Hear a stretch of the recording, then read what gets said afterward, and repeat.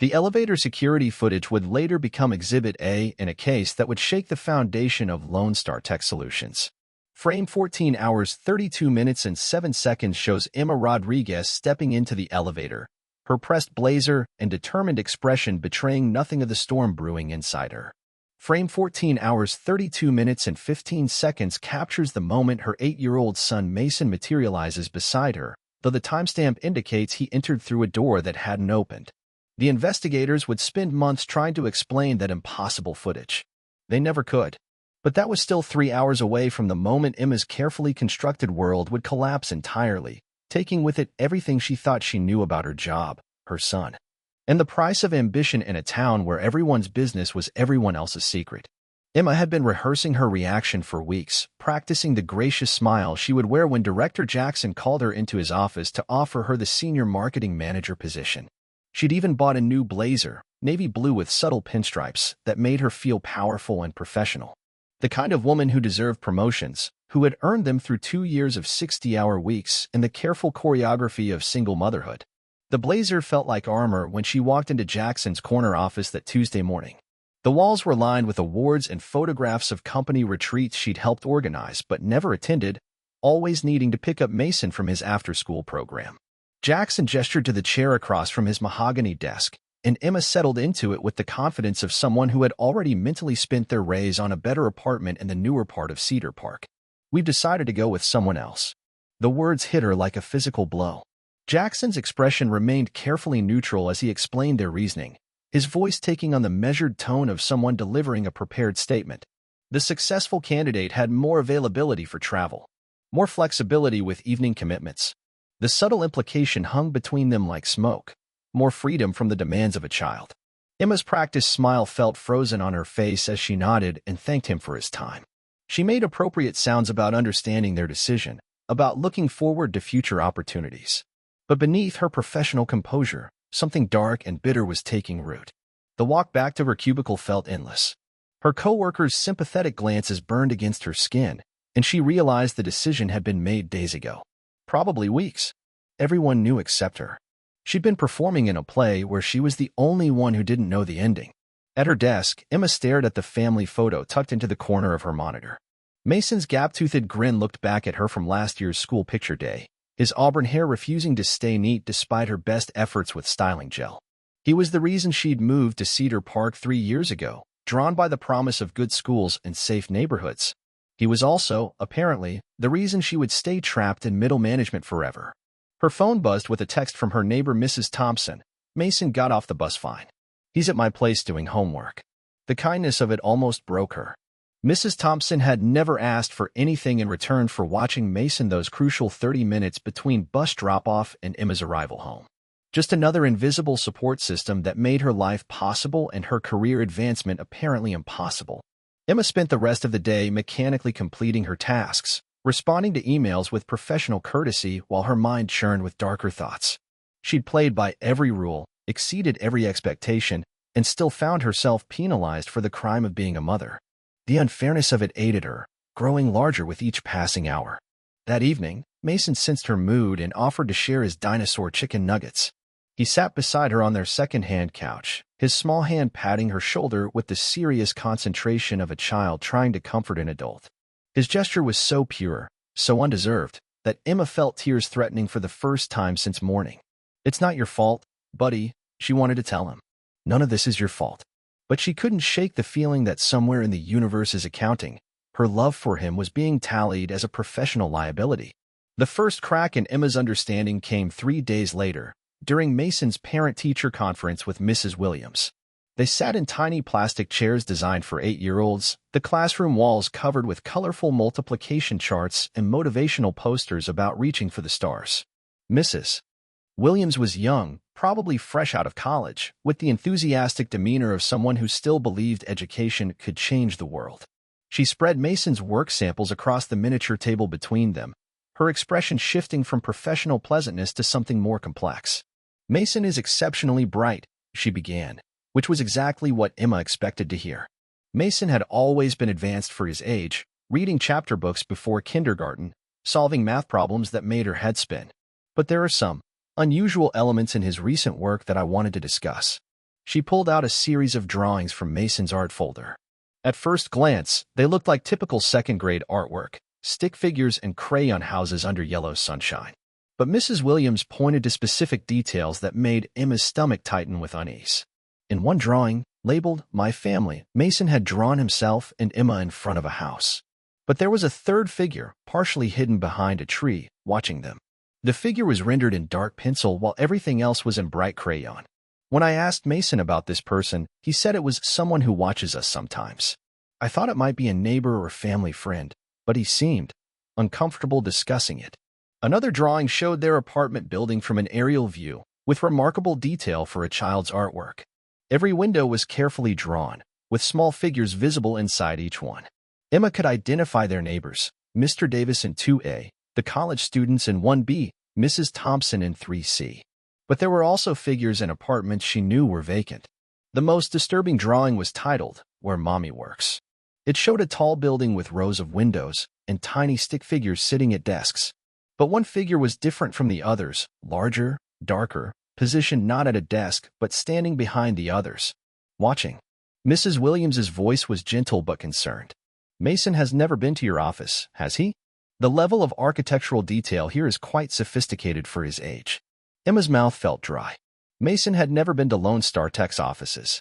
She'd made a point of keeping her work life separate from his world, partly for his safety and partly to maintain the professional image that had, apparently, failed to protect her career anyway. Has Mason mentioned anything about your workplace at home? Any specific people or situations? Emma shook her head, but her mind was racing. Over the past few weeks, Mason had been asking odd questions. About her boss, about whether she was happy at work, about whether some people were mean to her. She dismissed it as typical childhood curiosity, but now those questions felt weighted with significance she'd missed. That night, Emma sat beside Mason's bed as he drifted off to sleep. His room was small but cozy, filled with books and the dinosaur figures he'd been collecting since he was 4. In the soft glow of his nightlight, he looked impossibly young and innocent. Mason, she said softly, Mrs. Williams showed me your drawings today. They're very good. He stirred slightly, his eyes opening to focus on her face. Did you like the office one? It was very detailed. How did you know what my building looks like? Mason was quiet for a long moment, and Emma could see him weighing his words with the careful consideration that sometimes made him seem older than his years. Sometimes I dream about it, he finally said. About the place where you work. There's a man there who doesn't like you very much. Emma's heart began to race. What man? Sweetheart? The one who watches. He has mean eyes. Mason's voice was getting drowsy again. But don't worry, Mommy. I can see him too. He was asleep before Emma could ask what he meant by that. She sat in the dark beside his bed for a long time, listening to his steady breathing and trying to rationalize what she'd heard. Children had vivid imaginations. They picked up on adult stress and processed it through dreams and play. There was probably a perfectly logical explanation for everything. But she couldn't shake the image of that dark figure in Mason's drawing, positioned not as a participant but as an observer, watching. The security cameras had been a selling point when Emma first toured the Lone Star Tech building. Modern, comprehensive, designed to make employees feel safe in their workplace. Now, as she became hyper-aware of their presence, they felt like something else entirely. She began noticing things she'd previously overlooked. The way the camera in the break room followed her movements. How conversations seemed to pause when she entered a room, resuming only after she'd passed by. The cleaning crew that always seemed to be working near her cubicle during her evening hours, emptying trash cans that weren't full, wiping down surfaces that were already clean. It started to feel like performance art, an elaborate show designed for an audience of one. Emma's work performance hadn't suffered since her promotion denial, but her awareness had sharpened. She noticed that project assignments were increasingly being distributed around her rather than through her. Meetings she'd normally be included in were happening without her knowledge. When she asked about the exclusions, she was told they were streamlining communication or trying new approaches. The gaslighting was so subtle it was almost artful. One evening, as Emma prepared to leave the office, she realized she'd forgotten her phone at her desk. The building was nearly empty, most employees having left hours earlier. Her footsteps echoed in the hallway as she made her way back to the marketing department. That's when she heard voices from Jackson's office. She hadn't intended to eavesdrop, but something about the tone, urgent, conspiratorial, made her pause. The door was slightly ajar, and she could see movement inside, shadows shifting against the wall. Problem is getting worse. She's starting to ask questions. Jackson's voice, but strained in a way she'd never heard before. The boy is the real concern. He's too perceptive. Kids that age, they see things adults miss. An unfamiliar voice, deeper, with a slight Texas drawl. We could arrange a transfer. Make it seem like a promotion. Get her out of state. Too obvious. After the recent rejection, she'd be suspicious. Emma pressed herself against the wall, her heart hammering so loudly she was certain they could hear it. What were they talking about? What boy? It couldn't be Mason. How would they even know about him? The surveillance footage from the day shows unusual activity again. Technical is saying equipment malfunction, but we both know better. A long pause, then Jackson again. How much does she know? Not enough yet. But she's getting closer. The Williams woman was asking questions about the drawings. Emma's blood turned to ice. Mrs. Williams? Mason's teacher? How could they possibly know about the parent-teacher conference? We might need to accelerate the timeline. That's a last resort. Too many variables, too much exposure. Then what do you suggest? We stick to the plan. Keep her isolated, keep her questioning herself. Make her think she's losing her mind. Eventually, she'll quit on her own or make a mistake we can use against her. Emma didn't wait to hear more. She crept away from the door, her forgotten phone suddenly unimportant. Her hands were shaking as she made her way to the stairwell, afraid to trust the elevator's confined space. The drive home was a blur of traffic lights and racing thoughts. Someone was watching her, manipulating her, discussing her child like he was a threat to be managed. The paranoia she'd been trying to suppress suddenly felt like the most rational response to an irrational situation. At home, Mrs. Thompson met her at the door with her usual cheerful smile. Mason was in the living room, building an elaborate castle out of blocks. "How was your day, honey?" Mrs. Thompson asked, but her eyes seemed to linger on Emma's face with unusual intensity. "Fine," Emma managed. "Just fine." But as Mrs. Thompson gathered her things to leave, Emma noticed something that made her stomach drop. There, tucked into the older woman's purse, was a small recording device, the kind used for digital note-taking or, potentially, surveillance. Emma waited until she heard Mrs. Thompson's door close across the hall before she rushed to Mason's side. He looked up from his blocks, his expression shifting from concentration to concern as he read her face. "Mommy? What's wrong?" "Mason, I need you to tell me the truth. Has anyone been asking you questions about me? About our family?" He considered this with the seriousness he brought to important matters. "Mrs. Thompson asks if you're happy sometimes. And the man at school wanted to know about your work." "What man at school?" "He said he was checking on all the families. He asked if you ever brought work home, if you talked about your job. I told him you don't like to talk about work because it makes you sad." Emma felt the world tilting around her. "When did this happen?" "Last week. After my drawing class." The timeline fit perfectly with her promotion denial. Someone had been gathering intelligence, building a profile, orchestrating her professional isolation with surgical precision. But why? What could she possibly know or threaten that would warrant this level of attention? That night, after Mason was asleep, Emma sat at her kitchen table with a notebook and began writing down everything she could remember. Every strange interaction, every excluded meeting, every moment when she'd felt like she was being watched or managed. The pattern that emerged was complex and terrifying, a web of manipulation that stretched far beyond her workplace and into the most intimate aspects of her life. Someone wasn't just trying to ruin her career. They were trying to erase her entirely.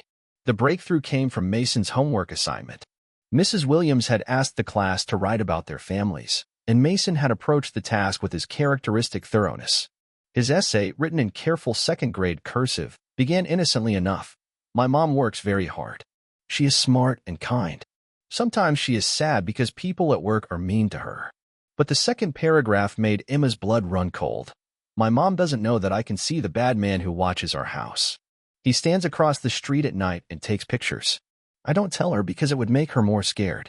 But I'm not scared because I know how to be invisible too." Emma read the words 3 times before their full meaning sank in. She found Mason in his room, coloring at his small desk with the intense focus he brought to activities that calmed him. "Mason, can you come sit with me for a minute? I want to talk about your essay." He set down his crayon and followed her to the living room, settling beside her on the couch with the trust that broke her heart. How long had he been carrying this burden alone? "You wrote that you can see someone watching our house. Can you tell me more about that?" Mason's expression grew serious.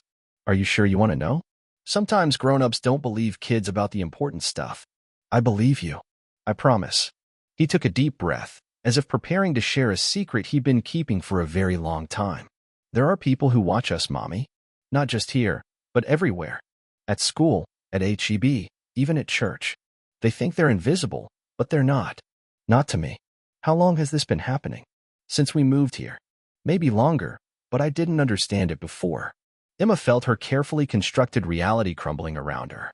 Mason, this is very important. Do you know why they're watching us?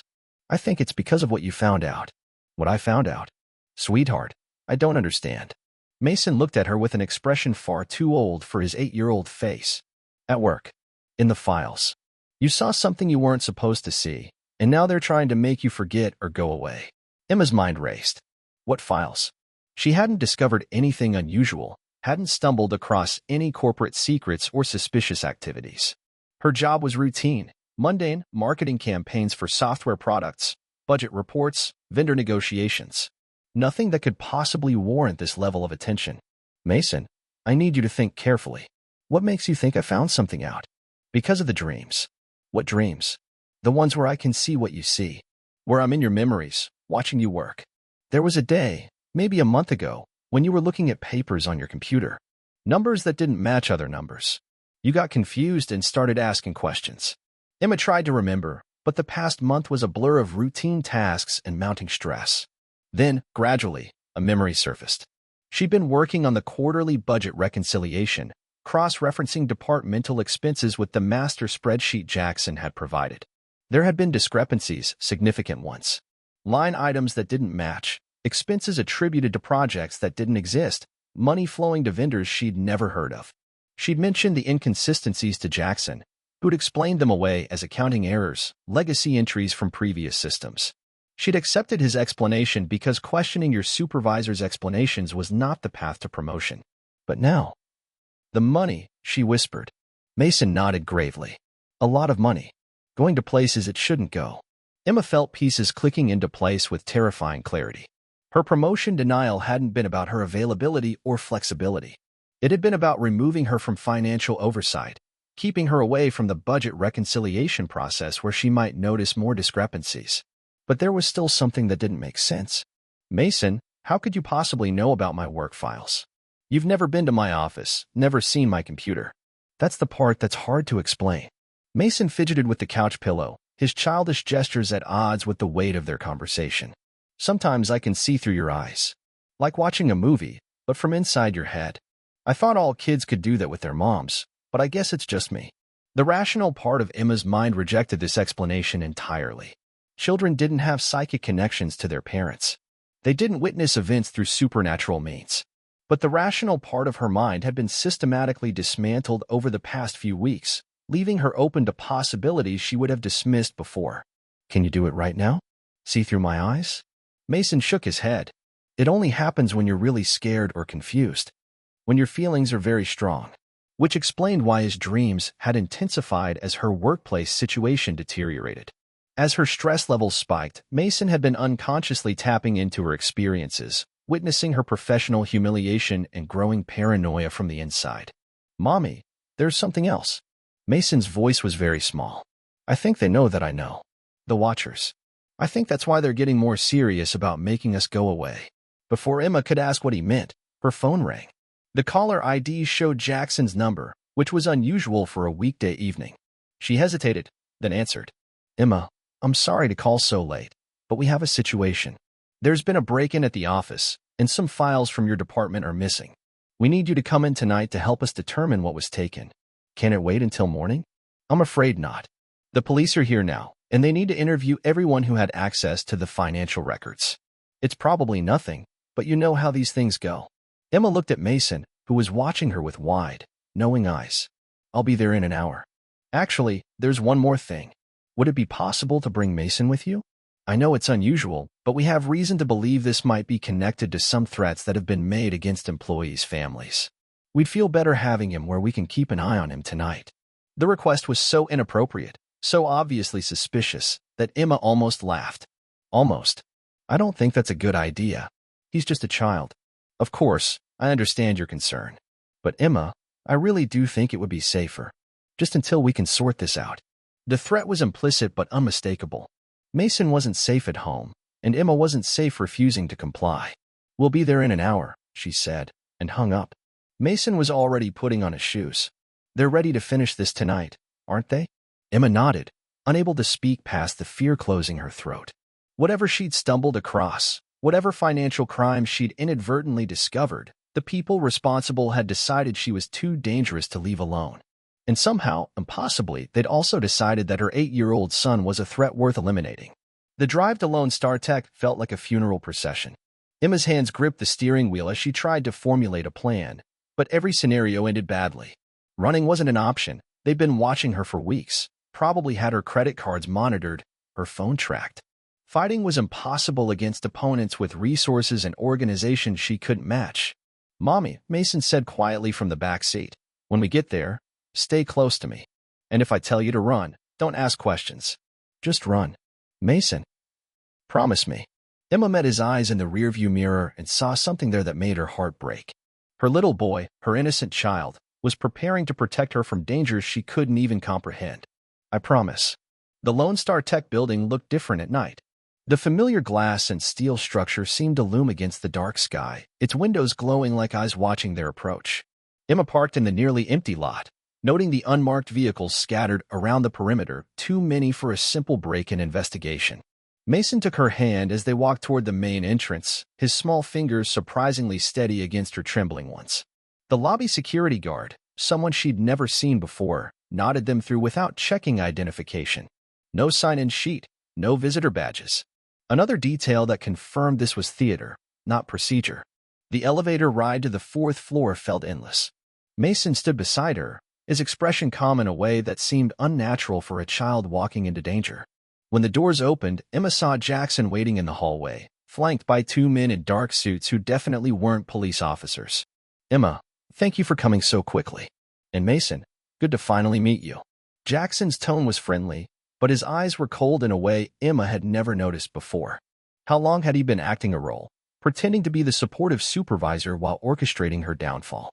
"Where are the police?" Emma asked. "They finished their initial investigation. These gentlemen are from our security consulting firm. They're helping us understand the scope of the breach." One of the suited men stepped forward, his smile not reaching his eyes. "Mrs. Rodriguez, we'd like to ask you a few questions about your recent work on the budget reconciliation project." Nothing accusatory, just trying to understand what information might have been compromised. They guided her toward the conference room, Mason's hand still firmly in hers. The building felt different at night, sounds echoed strangely, shadows seemed deeper, and the familiar office space took on an ominous quality that made Emma's skin crawl. In the conference room, someone had prepared a presentation on the wall-mounted screen. Financial spreadsheets, highlighted discrepancies, arrows pointing to specific line items. Emma recognized her own work, but the context had been altered to make it appear as if she had been the one manipulating the numbers rather than discovering the manipulation. "As you can see," Jackson began, "the pattern of irregularities corresponds exactly with your access to the financial systems. The missing files from tonight's break-in were specifically related to your recent queries about vendor payments and project allocations." "That's not true." Emma's voice sounded thin in the large room. "I was trying to reconcile discrepancies that were already there. I brought them to your attention. Do you have any evidence of that? Any record of our conversation?" Of course she didn't. Their discussions had been verbal, casual, the kind of routine interaction that seemed too mundane to document. But now she realized that it had been intentional. Jackson had made sure there was no paper trail of her legitimate concerns. "We're prepared to be reasonable about this situation," one of the suited men said. "Corporate fraud is a serious charge, but given your personal circumstances, single mother, financial pressures, we understand there might have been extenuating factors." "I didn't steal anything. The evidence suggests otherwise. But we're willing to consider a settlement. You resign quietly, sign a non-disclosure agreement, and in exchange, we don't pursue criminal charges. You and your son can start over somewhere else, no questions asked." Emma looked around the room at the faces watching her: Jackson, the 2 consultants, even the security guard who had followed them upstairs. All of them waiting for her to accept the deal, to confess to crimes she hadn't committed in exchange for a freedom that would never truly be hers. What if I refuse? Then this becomes a legal matter. Child Protective Services gets involved, given the instability of your situation. Mason ends up in foster care while you await trial. And with the evidence we have, the threat hung in the air like poison. They had orchestrated this perfectly, created a crime, manufactured evidence, and positioned themselves as the reasonable party offering her a way out. All she had to do was accept blame for their actions and disappear quietly. Mason had been silent throughout the exchange, sitting in the chair beside her with the patience of someone much older. But now he spoke, his voice clear and steady in the tense room. "You made a mistake." Everyone turned to look at him. Jackson forced a smile. "What's that, son? You made a mistake bringing us here." All of us in the same room at the same time. "Mason," Emma whispered, "don't." "It's okay, Mommy. They can't hurt us now." The 8-year-old boy stood up from his chair, and something in the room shifted. The air seemed to thicken, and Emma felt a strange tingling sensation along her arms. The men in suits exchanged glances, their confident demeanor faltering slightly. "You see," Mason continued, his voice taking on an odd quality that made the hair on Emma's neck stand up, "I've been learning about you, watching you watch us. And I know things about you that you don't know I know." Jackson stepped forward, his mask of friendliness finally slipping. "Kid, I don't know what kind of game you think you're playing, but like how you've been stealing money from the company for 2 years. How you've been using shell companies to hide the payments. How you killed the last person who figured it out and made it look like a car accident." The room went deadly quiet. Emma stared at her son, this child who shouldn't know about corporate fraud or shell companies or murder, and felt reality shifting around her like quicksand. "That's impossible," one of the suited men said. "There's no way he could know about it." "About Jennifer Baker?" Mason's voice was still eerily calm.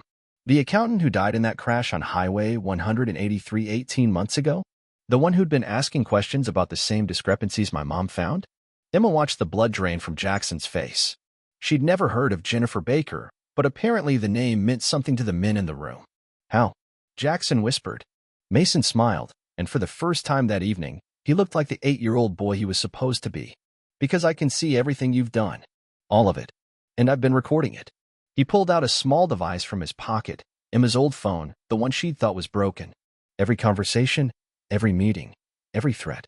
It's all here, and it's all being uploaded to a cloud server that you can't access or delete." The implications hit everyone simultaneously.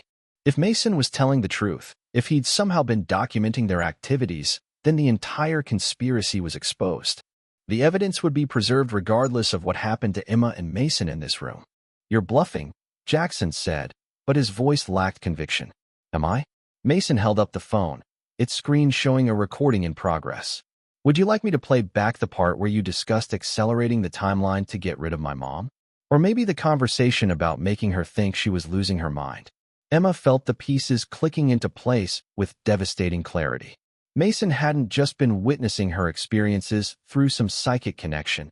He'd been actively investigating the people who were threatening their family, using abilities she couldn't understand, gathering evidence with the methodical patience of someone far beyond his years. "That's impossible," she whispered. "You're 8 years old." Mason looked at her with eyes that seemed ancient. "I'm a lot of things, Mommy. But right now, I'm the reason we're going to walk out of here alive." The suited men were reaching for weapons, their professional facade crumbling into desperate violence. But before they could act, the lights went out. In the darkness, Emma heard Mason's voice, no longer sounding like a child at all. "Run." The building's emergency lighting cast everything in a hellish red glow as Emma stumbled through corridors that seemed to shift and change around her. Mason's hand in hers was the only constant, guiding her through a maze that should have been familiar but now felt like something from a nightmare. Behind them, she could hear shouting, the sound of heavy footsteps, and something else, a low humming that seemed to come from the walls themselves. The elevator was dead, so they headed for the stairwell, but when Emma pushed open the door, she found herself looking at a bathroom instead of stairs. "This way," Mason said, pulling her in a different direction. "Mason, what's happening?" "The building, it's not right. I'm buying us time." Confusing their mental maps, making the architecture unstable in their perception. She wanted to ask how that was possible, wanted to demand explanations for the impossibilities piling up around her, but there wasn't time. They needed to focus on escape, on survival, on getting out of this trap before it closed completely. They found the actual stairwell 3 tries later, Mason somehow knowing which doors were real and which were perceptual distortions. As they descended, Emma could hear their pursuers above, growing more frustrated as they struggled to navigate the shifting building. "How long can you keep this up?" she asked. "Long enough." But she could hear the strain in his voice, see the exhaustion in his small face. Whatever Mason was doing, it was costing him enormously. They reached the ground floor, but the lobby was no longer empty. More men in dark suits waited by the exits, their attention focused on the elevators and main stairwell. Emma and Mason were trapped between floors, hunted from above and blocked below. "There's another way," Mason said, leading her toward the building's service corridor. "But you're not going to like it." The service corridor led to the building's utility areas, boiler rooms, electrical panels, and the access tunnels that connected to the city's infrastructure. It was a maze of pipes and cables, barely lit and definitely not designed for human navigation. "Mason, we can't. Trust me." They crawled through spaces that should have been too small for an adult, squeezed past equipment that hummed with dangerous energy, and navigated turns that seemed to lead back on themselves. But Mason moved with certainty, as if he could see a path invisible to everyone else. The tunnel eventually opened into a storm drain system, and Emma found herself waist-deep in cold water, following her 8-year-old son through the underground arteries of Cedar Park. The water was shockingly cold, and the darkness was complete except for the faint glow emanating from Mason himself, a soft luminescence that definitely wasn't normal, but which Emma had stopped questioning. "Where are we going?" "Somewhere safe. Somewhere they can't follow."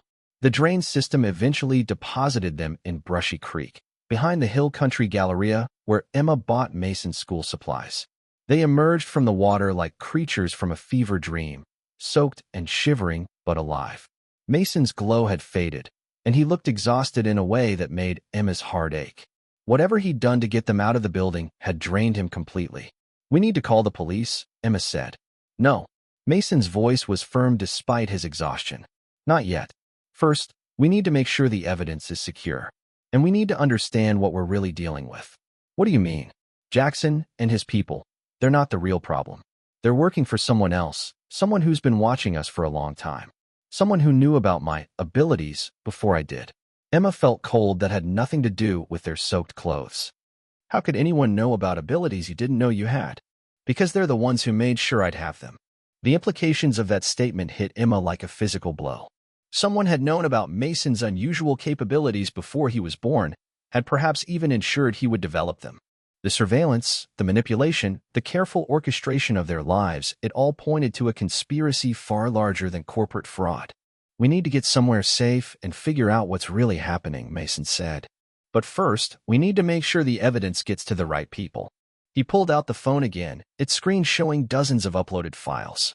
"I've been recording everything for weeks, not just tonight. Every conversation, every meeting, every secret they thought they were keeping. It's all documented." "How did you know to do that?" "The dreams weren't just about seeing through your eyes, Mommy. They were about seeing through their eyes too. I could watch them planning, see their meetings, hear their conversations. That's how I knew about Jennifer Baker, about the shell companies, about all of it." Emma stared at her son, this child who had somehow become a one-person intelligence operation while she'd been obliviously struggling with office politics. The world she thought she knew was dissolving around her, replaced by something far more complex and terrifying. "Mason, who did this to you? Who made sure you'd have these abilities?" His expression grew distant, as if he were accessing memories that weren't entirely his own. "I don't know yet, but I think we're about to find out." A black SUV pulled into the Hill Country Galleria parking lot, its headlights sweeping across the creek bank where they stood. Emma grabbed Mason's hand, ready to run again, but he shook his head. "It's okay. These are the good guys." "How can you possibly know that?" "Because I called them while we were in the tunnel." The SUV stopped 50 feet away, and two figures emerged. A woman in her 50s with graying blonde hair and a young man who couldn't have been much older than 25. They approached slowly, hands visible, clearly trying to appear non-threatening. "Emma Rodriguez?" The woman called out. "My name is Dr. Sarah Mitchell. I'm with a federal task force investigating the activities at Lone Star Tech. We've been monitoring your situation." "For how long?" Emma demanded. "Since Mason was born." The admission hung between them like a confession. Dr. Mitchell stepped closer, her expression mixing professional concern with something that might have been guilt. "We need to get you both somewhere safe. There are things you need to understand about your son's abilities, about why you've been targeted, and about the people who've been manipulating your lives." "What people?" a private research consortium that's been conducting unauthorized experiments on human consciousness for the past decade. They identified children with unusual cognitive potential and arranged for their families to be placed under observation. Sometimes the children develop enhanced abilities naturally. Sometimes they provide assistance. Emma felt sick. You're saying someone experimented on my son? Not directly. But they've been influencing his development, creating situations designed to trigger latent psychic abilities. Stress, danger, emotional trauma, these things can act as catalysts for children with the right genetic markers. And you've known about this the entire time? Dr. Mitchell's expression was pained. We've been building a case, gathering evidence. What Mason documented tonight gives us everything we need to shut down their operation permanently. What about the people at Lone Star? Jackson and the others? They're small players in a much larger game. The real targets are the researchers, the ones funding these experiments. Your son's evidence has given us the key to their entire network. Mason had been listening to this exchange with the tired patience of someone hearing confirmation of things he already knew. Now he spoke, his voice small but determined. Will other kids be safe now? Yes, Dr. Mitchell said. Thanks to what you've done, we can protect the other families they've been watching. How many others? Dozens. Maybe more. Emma felt overwhelmed by the scope of what they'd uncovered. Her personal workplace drama had been a tiny piece of a conspiracy involving dozens of families, children with unusual abilities, and researchers willing to manipulate young lives in the name of science. What happens now? She asked.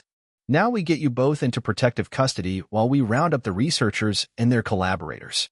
Mason's evidence is ironclad, but we need to make sure you're safe during the prosecutions. For how long? A few months, maybe longer. Long enough to ensure that everyone involved is either in custody or no longer a threat. Emma looked at Mason, this child who had saved them both through abilities she couldn't understand and sacrifices she was only beginning to comprehend. He looked back at her with eyes that had seen too much but still held the trust that made him her little boy. Will we be able to come home? Eventually. But your lives will be different.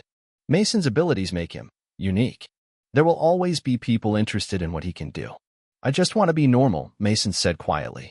Dr. Mitchell knelt down to his level, her expression gentle. I know, sweetheart. But normal isn't always an option for people with gifts like yours. The question is whether you use those gifts to help people or whether people use you for your gifts. I want to help people. Then we'll make sure you have that choice. 6 months later, Emma stood in the kitchen of their new house in Austin, watching Mason practice what Dr. Mitchell called controlled remote viewing under the supervision of Agent Carter, the young man who had become something between a teacher and a protector. Mason sat at the kitchen table with his eyes closed, describing in detail a location he'd never visited, his voice calm and precise as he relayed information that would help federal agents locate missing children. The trials had been swift and comprehensive. Jackson and his immediate conspirators were serving federal sentences for fraud, embezzlement, and conspiracy. The researchers behind the psychic experiments faced charges ranging from child endangerment to violations of federal research ethics. Most importantly, the network that had been monitoring dozens of families with psychically gifted children had been dismantled completely. Emma had been offered her choice of positions with the federal task force that investigated psychic phenomena and had discovered a talent for helping other families navigate the complex world of children with unusual abilities. Her experience as a single mother dealing with bureaucratic systems translated perfectly to helping parents understand their options when their children demonstrated capabilities that fell outside normal parameters. Mason's abilities had stabilized under proper guidance. He could still see through other people's perspectives, still access information through means that defied conventional explanation, but now he had training and support. More importantly, he had choice. Each case he helped with was voluntary, each use of his abilities carefully considered and ethically supervised. Mrs. Williams had been relocated along with them, officially as part of a specialized education program for gifted children. Unofficially, she'd become part of Mason's support network, helping him maintain connections to normal childhood experiences while navigating his extraordinary capabilities. Even Mrs. Thompson had followed them to Austin, though Emma now knew her neighbor's friendly surveillance had been directed by federal agents rather than hostile researchers. The recording device Emma had glimpsed had been used to monitor for threats against their family, not to gather intelligence for their enemies. I can see the little girl, Mason said, his eyes still closed as he described the warehouse where 8-year-old Sofia Garcia was being held by her estranged father. She's scared, but she's not hurt. There are boxes around her, and she can hear traffic outside. Agent Carter made notes on his tablet, relaying Mason's information to field agents who were closing in on the location. This was Mason's third successful assist in the past month, and each success gave him more confidence in using his abilities for positive purposes. She wants her mom, Mason added, his voice thick with the emotion he was picking up from the child. She doesn't understand why her daddy took her away. We're going to bring her home, Agent Carter assured him. Thanks to your help, she'll be with her mother tonight. Mason opened his eyes, looking tired but satisfied. At 9 years old, he was learning to balance the weight of other people's pain with the knowledge that his efforts made a real difference. Emma finished packing his school lunch and kissed the top of his head. Ready for school? Can I tell Hunter about finding Sophia? You know the rules. Mason sighed dramatically. I know. Secret identity stuff. Sometimes I wish I could just be a normal kid who's good at math. You are a normal kid who's good at math. You just happen to also be good at other things. Will it always be like this? The secrecy? Emma considered the question seriously. Mason deserved honest answers, even when those answers were complicated. I think as you get older, you'll have more choices about how open you want to be. But there will always be people who might want to use your abilities in ways that aren't good for you or for others. So we'll always need to be careful. Like the researchers? Like the researchers. Mason nodded thoughtfully. He understood better than most children his age that the world contained people who would exploit extraordinary abilities without regard for the well-being of those who possessed them. But there are good people too, he said. Like Dr. Mitchell and Agent Carter and you. Yes, there are definitely good people too. The school bus arrived with its usual chaos of children and backpacks. Mason gathered his things and headed for the door, pausing to look back at Emma with an expression that was part little boy, part old soul. Mom? I'm glad we figured out the truth. Even though it was scary. Me too, buddy. And I'm glad I can help people. That's the most important thing. Mason bounded out to the bus, and Emma watched through the window as he greeted his classmates with the enthusiasm of a child who had learned to appreciate normal moments. Hunter Davis, no relation to her former neighbor, was saving him a seat, and the two boys immediately began discussing their science project with the intensity that only 9-year-olds could bring to papier-mâché volcanoes. Emma's phone buzzed with a text from Dr. Mitchell. 3 more families identified in the Dallas area. Are you available for initial contact next week? She typed back. Absolutely. Send me the files. This was her life now, helping other parents navigate the revelation that their children possessed abilities that challenged everything they thought they knew about the world. It was demanding work, emotionally complex and sometimes dangerous, but it was also deeply meaningful. The families she worked with were dealing with children who could see the future, read minds, move objects with their thoughts, or access information through means that science couldn't yet explain. Each case was unique, each family's needs different, but they all shared the common challenge of protecting extraordinary children in a world that wasn't yet ready to understand them. Emma had learned that Mason wasn't unique in his abilities, just in the circumstances that had led to their discovery. There were dozens of children with similar gifts, most of them living quietly with families who had learned to navigate the complex balance between nurturing their abilities and keeping them safe. Some of these children would grow up to work with law enforcement, using their gifts to find missing people or solve crimes. Others would pursue research, helping scientists understand the mechanisms behind psychic phenomena. Still others would choose completely normal lives, using their abilities only privately and living as much under the radar as possible. The key was ensuring that the choice remained theirs. Mason Rodriguez Mitchell, he'd added Dr. Mitchell's surname when she'd officially adopted him as a second guardian, stood before the Senate Subcommittee on Emerging Technologies. His statement prepared, but his thoughts focused on the hundreds of children and families whose lives would be affected by the legislation under consideration. At 19, he was the youngest person ever to testify before Congress on matters of national security, but his expertise was undeniable. He'd spent the past decade working with federal agencies, helping to develop ethical protocols for the identification and support of psychically gifted individuals. His testimony today would determine whether those protocols became federal law. Senator Johnson, thank you for the opportunity to address the committee today. My name is Mason Rodriguez Mitchell, and I'm here representing the National Institute for Psychic Research Ethics, as well as the approximately 300 families currently participating in our voluntary support network. He could feel the senator's curiosity, their skepticism, their political calculations about how to position themselves on an issue that still seemed like science fiction to many people. But he could also sense the genuine concern from those who understood the implications of what they were discussing. 10 years ago, my mother and I discovered that I was being monitored by researchers who wanted to study and potentially exploit my psychic abilities. We learned that dozens of other families were being similarly observed, their children's development manipulated to enhance unusual capabilities for research purposes. Senator Johnson leaned forward. Mr. Rodriguez Mitchell, can you describe for the committee the nature of your abilities? I have what researchers call enhanced perceptual access, the ability to observe events and access information through non-physical means. I can see through other people's perspectives, access their memories under certain circumstances, and perceive events occurring at remote locations. And these abilities have been verified by federal agencies? Yes, sir.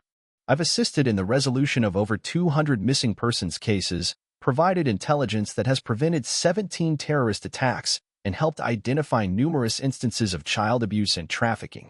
The committee room was silent except for the soft scratching of journalists' pens.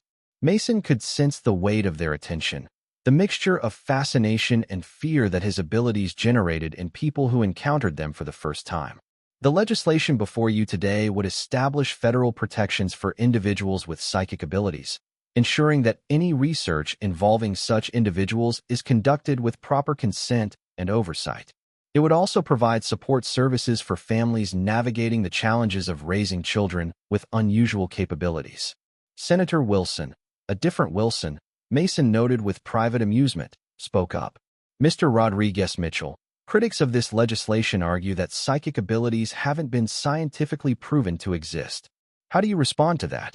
Senator, I'm sitting here in front of you having just accurately described the contents of the sealed envelope in your briefcase, the text message you received from your daughter this morning, and the conversation you had with your chief of staff about this hearing. At what point does skepticism become willful ignorance? A ripple of uncomfortable laughter moved through the room. Mason had learned over the years that sometimes the most effective way to address skepticism was with gentle but undeniable demonstration. The goal of this legislation isn't to convince people that psychic abilities exist. The evidence speaks for itself. The goal is to ensure that children who develop these abilities are protected from exploitation and given the support they need to use their gifts responsibly. What would happen if this legislation doesn't pass? Senator Johnson asked. Then we'll continue to see situations like the one my family experienced. Children being monitored and manipulated by private interests, families living in fear, and extraordinary abilities being developed without ethical oversight or support. We'll continue to lose the opportunity to use these gifts for the benefit of society because the individuals who possess them will remain hidden and unprotected.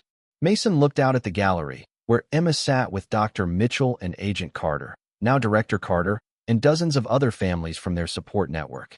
Some of the children in that gallery could predict earthquakes. Others could heal injuries through touch. Still others could communicate with people across vast distances without any technological assistance. All of them deserve the chance to live safely and use their abilities to help others. Senators, I understand that what I'm describing challenges conventional understanding of human capability. But the choice before you isn't whether to believe in psychic abilities. They exist regardless of your beliefs. The choice is whether to create a framework that protects and supports the people who have them, or to continue allowing them to be exploited and hidden. What would you say to parents who discover their child has psychic abilities? Senator Johnson asked. I would tell them what I wish someone had told my mother 10 years ago. You are not alone. Your child is not broken or dangerous. With proper support and guidance, psychic abilities can be an incredible gift that allows your child to help others and make a real difference in the world. But you need to be careful about who you trust, and you need to make sure your child's well-being comes before anyone else's interest in their abilities. The hearing continued for another hour, with Mason answering questions about everything from the scientific mechanisms of psychic phenomena to the practical implications of the proposed legislation. By the time he was dismissed, he felt confident that most of the committee understood the importance of the protections they were considering. Afterward, in the hallway outside the hearing room, Emma wrapped her son in the kind of hug that reminded him he would always be her little boy, regardless of his extraordinary abilities or public responsibilities. I'm proud of you, she said, not because of what you can do, but because of who you've chosen to be. Thanks, Mom. Do you think they'll pass it? I think you gave them every reason to do the right thing. Dr. Mitchell joined them, her expression thoughtful. How did it feel, being open about your abilities in such a public forum. Scary, but also freeing. I'm tired of pretending to be normal when normal was never really an option. And you don't have to pretend anymore. None of you do. Mason looked around at the families gathered in the hallway, parents and children who had been living with extraordinary secrets, finding strength in their shared experiences and mutual support. 10 years ago, they had all been isolated, afraid, and vulnerable to exploitation. Today, they were a community, protected and empowered to use their gifts for positive purposes. What's next? Emma asked. Next, we wait for the vote. And regardless of what happens, we continue the work. We keep protecting these families, we keep developing ethical protocols, and we keep proving that psychic abilities can be a force for good in the world. Mason smiled, feeling the weight of responsibility, but also the strength that came from no longer carrying it alone. And we keep being proof that extraordinary doesn't have to mean isolated. As they walked out of the Capitol building, Mason allowed himself a moment of private satisfaction. The scared 8-year-old who had once used his abilities to save his mother had grown into a young man working to save others. The journey from victim to advocate had been long and sometimes difficult, but it had led to this moment, standing before the highest levels of government and demanding protection for the most vulnerable members of their hidden community. Behind them, the Senate Subcommittee on Emerging Technologies prepared to vote on legislation that would fundamentally change how society approached psychic abilities. Ahead of them, hundreds of families waited to learn whether they would finally have the legal protections and institutional support they needed to raise their extraordinary children safely. And in the space between what had been and what might be, Mason Rodriguez Mitchell continued the work of proving that with great power could come great responsibility, and that responsibility, properly supported, could change the world. If this story resonates with you, consider the real families today who are struggling with children who don't fit conventional categories. Whether dealing with exceptional intellectual gifts, neurodivergence, or other forms of being different, these families often face isolation, misunderstanding, and lack of support. Every child deserves the chance to be extraordinary. Every family deserves the support to nurture that extraordinary potential. And every community benefits when its most unusual members are empowered to contribute their unique perspectives and abilities.